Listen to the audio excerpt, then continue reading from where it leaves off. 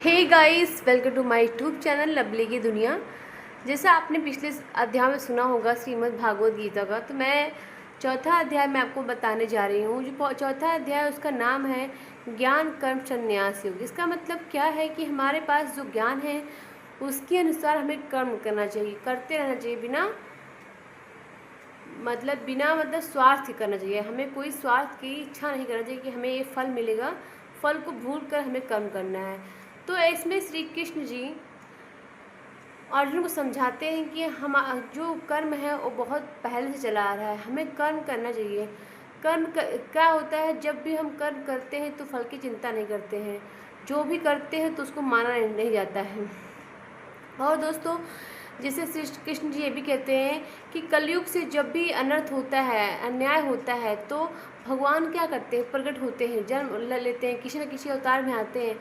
आपने देखा होगा रामायण में क्या होता है, जब रावण इतना अन्याय करता है, इतना दुष्ट हो जाता है, तो क्या करते हैं, राम जी आते हैं और उनका सर्वनाश करता है। ऐसे ही आपने श्री कृष्ण लीला में भी देखा होगा, उसमें भी ऐसे ही होता है। तो हर युग में ऐसा होता है, जब भी अनर्थ होता है तो उसका नाश करने के लिए कोई ना कोई आता अवतार लेता है, प्रभु अवतार लेते ही हैं दोस्तों। वो जो धर्म होता है, वो धर्म जो होता है अधर्म का नाश करता है और हमेशा रक्षा करता है धर्म की। और ज्ञान जो होता है, आपके पास ज्ञान रहेगा तभी आप सही गलत को जान पाओगे, क्या चीज़ सही है, क्या चीज़ गलत है। और ज्ञान पाने के लिए हमें गुरु के पास जाना पड़ता है। आपके माता पिता, हमारे माता पिता हमको इसलिए पढ़ाते हैं ताकि हम लोग सही चीज़ गलत चीज़ जान पाएँ कि क्या होता है, अंतर कर पाएँ। और जिस व्यक्ति के पास ज्ञान होता है वो सब कुछ प्राप्त कर लेता है, सही गलत क्या होता है पहचान लेता है, वो बहुत चीज़ों से मुक्ति पा लेता है। एक जान लीजिए, एक बहुत अच्छे कर्म करता है जीवन में, उसे किसी चीज़ की लालसा नहीं रहती है, एकदम निस्वार्थ कर्म करता है।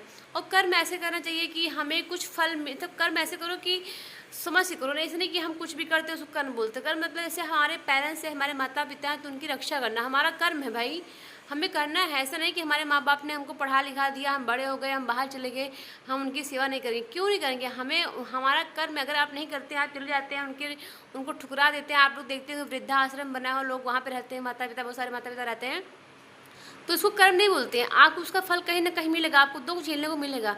आपके माता पिता हैं, आपको उनकी सेवा करना आपका फर्ज है।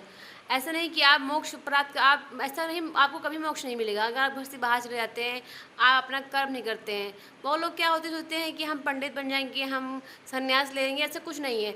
अगर आपने माता पिता की सेवा नहीं की, आप जब आपका एज हुआ तो आपने संन्यास ग्रहण कर लिया, उससे आपको मुक्ति कभी नहीं मिलेगी, ना आपके कर्मों का फल मिलेगा दोस्तों। इसलिए हमें हमेशा कर्म करते रहना चाहिए ज़िंदगी भर। और जब तक हम भगवत गीता का पाठ नहीं करेंगे, पढ़ेंगे नहीं अच्छे से, तब तक हमारे अंदर कुछ भी पेशेंस नहीं आएगा, ना चीज़ों को हम समझ पाएंगे। इसलिए दोस्तों, आप इसको अच्छे सुनिए और मैं आपको 5वां अध्याय दूसरे वीडियो में बताऊँगी।